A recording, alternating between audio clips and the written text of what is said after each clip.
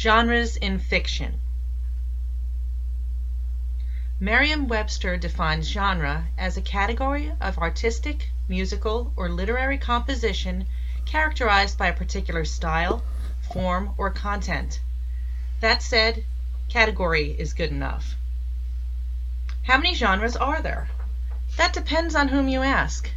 Today we will visit just a handful of the more popular ones, but understand that this is in no way the representation of all genres of fiction. Romance. Everyone loves a little love, right?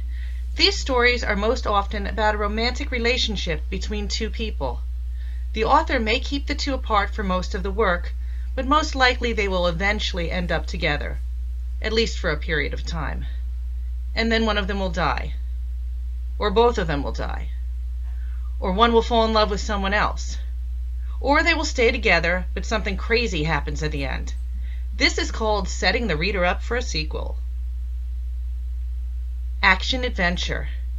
Any story that puts the protagonist in physical danger is considered action-adventure. It is fast-paced with mounting tension. There is always a climax that offers the reader some relief. Again, at least for a period of time. Science fiction.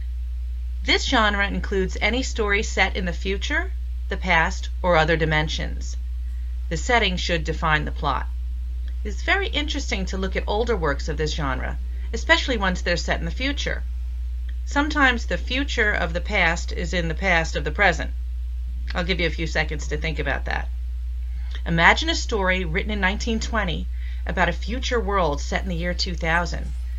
That was really far in the future for the time in which it was written, but today we view the year 2000 to be in the semi-distant past.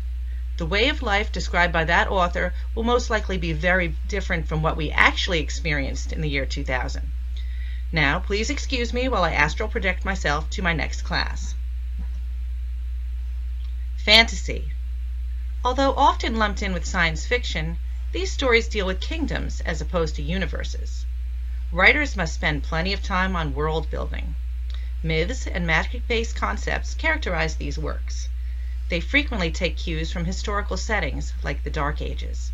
Some popular examples are the Harry Potter books, the Lord of the Rings series, and the Narnia stories.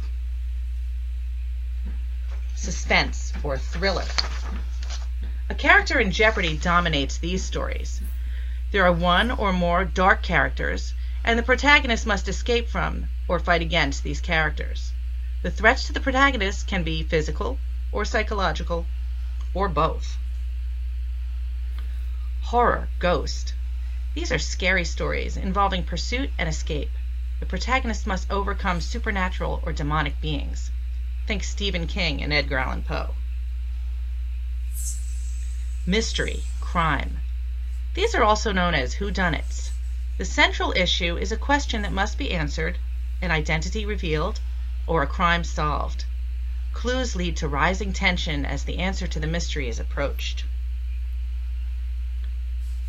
Humor, comedy.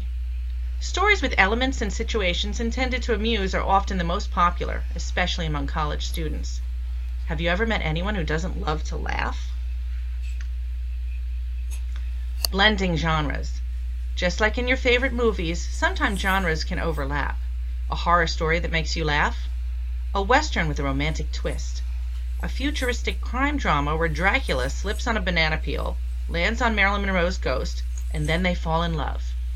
Okay, that one might be a little extreme, but I think you get where I'm going. This blending is what can make a work really enjoyable.